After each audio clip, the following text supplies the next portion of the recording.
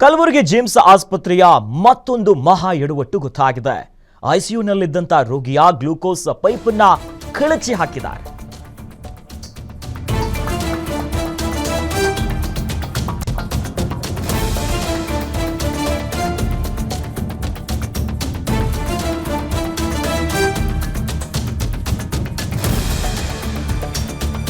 ಇದು ಕಲಬುರಗಿ ಜಿಮ್ಸ್ ಆಸ್ಪತ್ರೆಯ ಮತ್ತೊಂದು ಮಹಾ ಎಡವಟ್ಟು. ಐಸಿಯುನಲ್ಲಿದ್ದಂತ ರೋಗಿಯ ಗ್ಲೂಕೋಸ್ ಪೈಪ್ ಕಳಚಿ ರಕ್ತಸ್ರಾವ ಆದರೂ ಕೂಡ ಗಮನಿಸದೆ ಬೇಜವಾಬ್ದಾರಿತನವನ್ನ ತೋರಿದ್ದಾರೆ ವೈದ್ಯರು.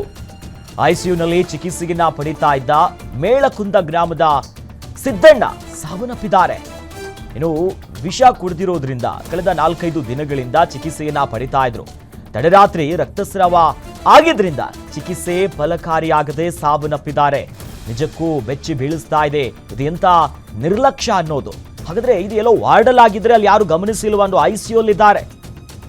ತೀವ್ರ ಘಟಕದಲ್ಲಿ ಅವರಿದ್ರೂ ಕೂಡ ಯಾವ ವೈದ್ಯರಿರ್ಬೋದು, ನರ್ಸ್ ಇರ್ಬೋದು, ಸಿಬ್ಬಂದಿಗಳು ಯಾರೂ ಇರ್ಲಿಲ್ವಾ? ಕಲಬುರಗಿಯ ಜಿಮ್ಸ್ ಆಸ್ಪತ್ರೆಯಲ್ಲಿ ಆಗಿರುವಂತಹ ಎಡವಟ್ಟಿದು. ಐಸಿಯುನಲ್ಲಿ ಇರ್ತಾರೆ, ಆದರೆ ಈ ಗ್ಲೂಕೋಸ್ ಹಾಕಿರುವಂತಹ ಪೈಪ್ ಏನಿದೆಯಲ್ಲ ಇದು ಕಳಚಿ ರಕ್ತಸ್ರಾವ ಆಗುತ್ತೆ. ಸತತವಾಗಿ ರಕ್ತಸ್ರಾವ ಆಗಿರೋದ್ರಿಂದ ಸದ್ಯ ಸಾವನ್ನಪ್ಪಿದ್ದಾರೆ ಅಂತ ಹೇಳಲಾಗ್ತಿದೆ. ಹೀಗಾಗಿ ಏನಾಯ್ತು? ಯಾಕಂದ್ರೆ ಕಳೆದ 4-5 ದಿನಗಳಿಂದ ಚಿಕಿತ್ಸೆಯನ್ನ ಪಡಿತಾ ಇದ್ರು.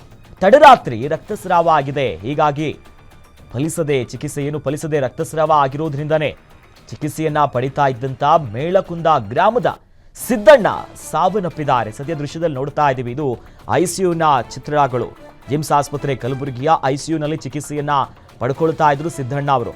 ಇವರು ಕಳೆದ 4-5 ದಿನಗಳ ಹಿಂದೆ ಇವರು ವಿಷ ಕುಡಿದಿರುವ ಒಂದು ವಿಚಾರವಾಗಿಯೇ ಅವರನ್ನ ಆಸ್ಪತ್ರೆಗೆ ದಾಖಲು ಮಾಡ್ತಾರೆ. ಐಸಿಯುನಲ್ಲಿ ಅವರಿಗೆ ಟ್ರೀಟ್ಮೆಂಟ್ ಕೊಡ್ತಾ ಇರ್ತಾರೆ. ಬಟ್ ಐಸಿಯುನಲ್ಲಿ ಟ್ರೀಟ್ಮೆಂಟ್ ಕೊಡ್ತಾರೆ ಅಂತಂದ್ರೆ ಸಾಕಷ್ಟು ನಿಗಮನ ವಹಿಸಬೇಕಾಗತ್ತೆ ವೈದ್ಯರು. ಬಟ್ ಅವ್ರಿಗೆ ಹಾಕಿದ್ದಂಥ ಗ್ಲೂಕೋಸ್ ಇದೆಯಲ್ಲ, ಈ ಒಂದು ಪೈಪ್ ಏನಿದೆಯಲ್ಲ ಅದು ಕಳಚಿ ರಕ್ತಸ್ರಾವ ಆಗಿತ್ತು. ತೀವ್ರವಾಗಿ ಬ್ಲೀಡಿಂಗ್ ಆಗಿದೆ, ರಕ್ತ ಹರಿದು ಹೋಗಿದೆ. ಹೀಗಾಗಿ ಮೃತಪಟ್ಟಿದ್ದಾರೆ ಅನ್ನೋದು ಗೊತ್ತಾಗಿದೆ. ಬಟ್ ಇಷ್ಟೆಲ್ಲ ಆಗ್ತಾ ಇದ್ರು ಕೂಡ ಡಾಕ್ಟರ್ ಇರಲಿಲ್ವಾ?